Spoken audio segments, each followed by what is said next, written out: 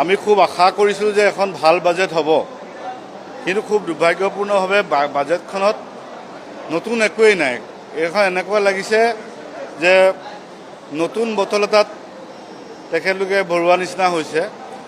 আৰু আমি দেখা পালোঁ যে ইয়াত বিশেষকৈ নিবনুৱাৰ কাৰণে কোনো ধৰণৰ পদক্ষেপ নাই। যদিও তেখেতলোকে 2 লাখ চাকৰি কথা দিম বুলি কৈছে, কিন্তু নতুন জব ক্ৰিয়েশ্যনৰ ক্ষেত্ৰত একো দেখুওৱা নাই। কেৱল হেল্থ ডিপাৰ্টমেণ্টত তেখেতলোকে কিছু 38,000 চাকৰি ক্ৰিয়েশ্যন কৰিছোঁ বুলি তেখেতলোকে দেখাইছে, কিন্তু বাকী ক্ষেত্ৰত ক'তো জব ক্ৰিয়েশ্যনৰ ব্যৱস্থাটো আমি দেখা পোৱা নাই। দ্বিতীয় কথাটো হৈছে যে ইনফ্ৰাষ্ট্ৰাকচাৰ ক্ষেত্ৰত চব গুৱাহাটী কেন্দ্ৰিক হৈছে। গুৱাহাটীৰ ওচৰে পাঁজৰে, উত্তৰ গুৱাহাটী, শুৱালকুছি বা এয়াৰপৰ্টৰ ওচৰে পাঁজৰে যিখিনি কথা হৈছে, তাতে হৈছে আপাৰ আছাম বা নৰ্থ বেংক বা বৰাক ভেলী বা মাজুলী বা পাহাৰ, তাত তেনে মেজৰ ইনফ্ৰাষ্ট্ৰাকচাৰ ক্ষেত্ৰত আমি একো দেখা নাই।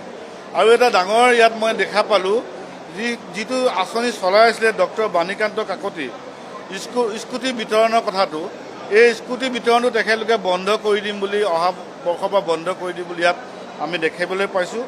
সেইকাৰণে আমি খুব দুখ প্ৰকাশ কৰিছোঁ যে ছাত্ৰীসকলৰ আগুৱাই নিয়াত যি বাণীকান্ত কাকতিৰ স্কিমটো আছিলে সেইটো তেখেতে বন্ধ কৰি দিম বুলি কৈছে। আৰু এডভান্টেজ আছামৰ কথা তেখেতলোকে বাৰে বাৰে কয়, কিন্তু এডভান্টেজ আছামৰ ক্ষেত্ৰতো কেৱল 2টা প্ৰকল্পৰ কথা, যিটো আমাৰ জাগিৰোডৰ প্ৰকল্প আৰু এটা প্ৰকল্পৰ কথাতে তেখেতলোক সীমিত থাকিলে। আৰু মিছন বসুন্ধৰা 4 আনিম বুলি কৈছে, কিন্তু এইটো ক্ষেত্ৰত ট্ৰাইবেলসকলৰ বা চিডুল কাষ্টসকলৰ মাটি পট্টা প্ৰদানত কি ভূমিকা থাকিব, এইটো ক্ষেত্ৰতো কোনো ধৰণৰ ভূমিকা তেখেতে উল্লেখ কৰা আমি নেদেখিলোঁ। আৰু বিশেষকৈ CM ত্ৰিপুলীৰ যিটো CM ত্ৰিপুলীৰ যিটো ছেকেণ্ড মানে নতুন নিবনুৱা ক্ষেত্ৰত আগবঢ়োৱা যিটো 75,000 টকা তেখেতলোকে দিছিলে, সেই ক্ষেত্ৰত কেৱল 25,000 টকাটো, বাকী টকা 25,000 টকাটোহে দিম বুলি কৈছে। আৰু নতুন নিবনুৱাসকলৰ কাৰণে কোনো ধৰণৰ তেখেতলোকে আঁচনি লোৱা আমি দেখা নাপালোঁ।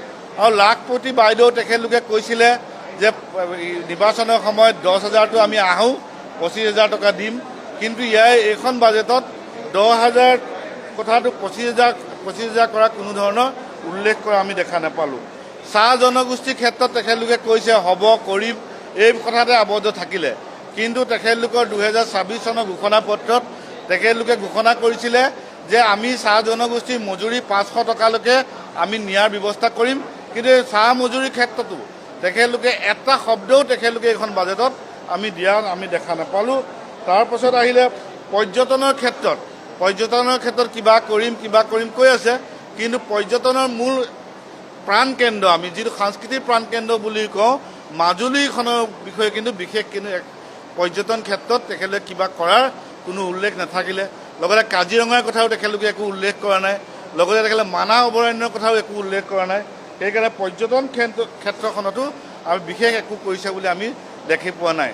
তেখেতলোকে এইখনত কৈছে যে ফৰেইন লেংগুৱেজৰ কাৰণে তেখেতলোকে কাম কৰিব, কিন্তু ফৰেইন লেংগুৱেজৰ কাৰণে কাম কৰিব, কিন্তু আমাৰ নিজৰ বাধ্যতামূলক মাতৃভাষাৰ কাৰণে নতুন প্ৰজন্মক ইংলিছ স্কুলবিলাকত কেনেধৰণে বাধ্যতামূলক কৰিব আমাৰ নিজৰ মাদাৰ লেংগুৱেজ, সেইটোৰ ওপৰত কোনো ধৰণৰ তেখেতলোকৰ পদক্ষেপ হোৱা দেখা নাপালোঁ। আৰু বিশেষকৈ খুব দুৰ্ভাগ্যৰ কথা, সামাজিক ন্যায়ৰ ক্ষেত্ৰত যিটো বিভাগ, তাত চিডুল কাষ্ট, চিডুল ট্ৰাইব, OBCৰ কোনো ধৰণৰ বিশেষ একো আঁচনিৰ কথা উল্লেখ কৰা আমি দেখা নাপালোঁ। আৰু বিশেষকৈ KCC কথা কৈছে, KCCৰ ওপৰত তেখেতলোকে নতুন KCC কিমান ক্ৰিয়েট কৰিব, নতুন KCC কিমানকৈ কৃষকৰ KCC কিমান ক্ৰিয়েট কৰিব, তাৰ ওপৰত কোনো ধৰণৰ উল্লেখ নাই। সেইকাৰণে আমি অনুভৱ কৰিছোঁ এইখন বাজেট কেৱল 2 ঘণ্টা বাজেট পঢ়ি থকাৰ বাজেট। ইয়াত কেৱল হ'ব কৰিম, আগৰ কিছু আঁচনিকেই তেখেতলোকে লৈ যাম বুলি কৈছে।